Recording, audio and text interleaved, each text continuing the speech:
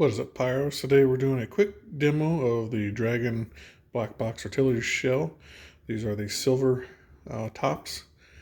Going to do one out of the original tube that it come with and out of one of my DR11s, just to make sure it's going to fire out of there right.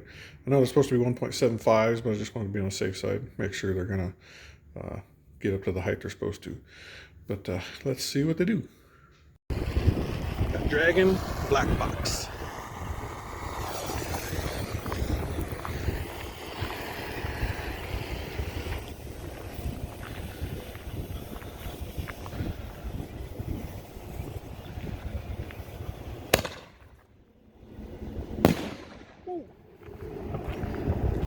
Another Dragon Black Box.